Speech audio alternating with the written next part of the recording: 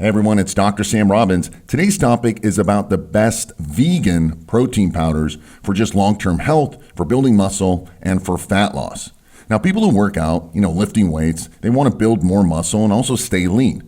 They typically eat a lot of protein. Unfortunately, too much animal protein isn't good for you. Of course, vegans will argue that all animal protein is bad for you. I don't necessarily agree with this. However, I do agree that most animal proteins these days isn't good because of how it's raised. Additionally, too much animal protein can be toxic to the body if your goal is also longevity, which I think most of us are. So today, I'm going to speak about vegan protein powders. This way, you can still eat that extra protein for building muscle and for staying lean, but it doesn't have to be all from animal sources. Luckily, these days, we have access to some really great vegan protein powders that are probably just as good as the animal sources. They are complete proteins with all the amino acids. Now, before I start, let me give you a little background about my own protein consumption. Now, I have about 1 gram of protein per pound of body weight daily. So I weigh about 200 pounds, and thus I have an average of 200 grams of protein daily. Now, some days I eat less and some days I eat more. In fact, I did a video about protein cycling and building more muscle because of it, and I'll give you a link to that video at the end of this one. Now, my main sources of protein are from wild-caught salmon, pasture-raised bison, pasture-raised whole eggs, whey protein isolate, which I have about 25 grams on workout days only, and vegan protein powders. Yes, you'll see no chicken or turkey or shellfish. I've done videos about this. I believe chicken these days is just fake and not real, natural, and shellfish, they're bottom feeders and they're just not good for you. So let's talk about the vegan protein powders. Now, there are lots of different vegan protein powders, and some of the more popular ones are soy. Now, I'm not a big fan of soy. It does tend to lower thyroid levels and increase estrogen. So if you want to use it, however, make sure at least it's non-GMO and use it in small amounts.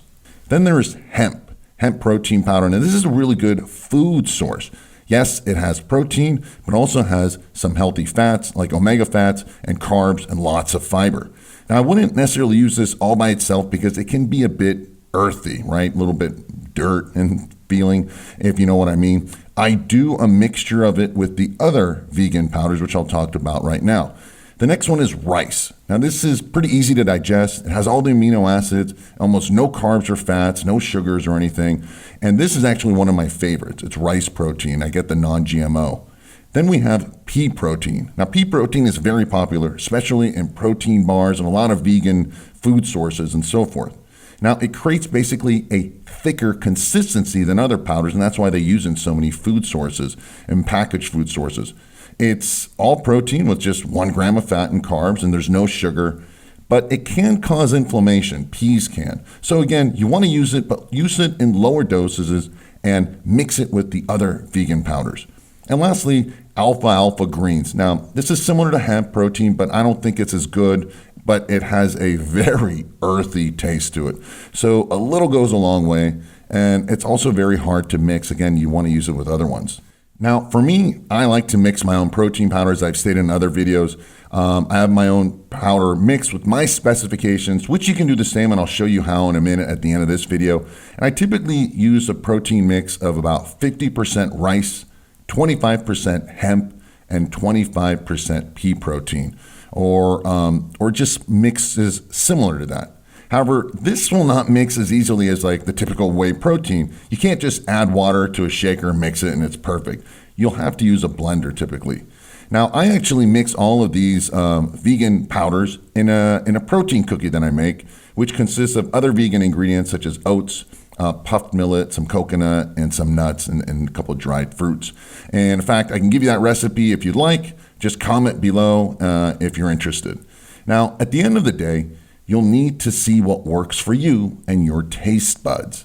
Now, you can buy these vegan protein powders, pre-made by many companies, but they typically do throw in other junk in there, sugars and so forth, and it costs you much more. However, the good news is you can make your own formula with your own percentages, with your own flavors, and typically like half the price without any junk or sugars either.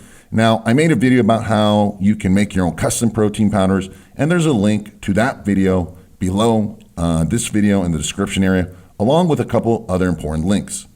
So whether you are a vegan or you simply want to reduce some of your animal protein sources, now you can. Thanks for listening and have a happy and healthy day.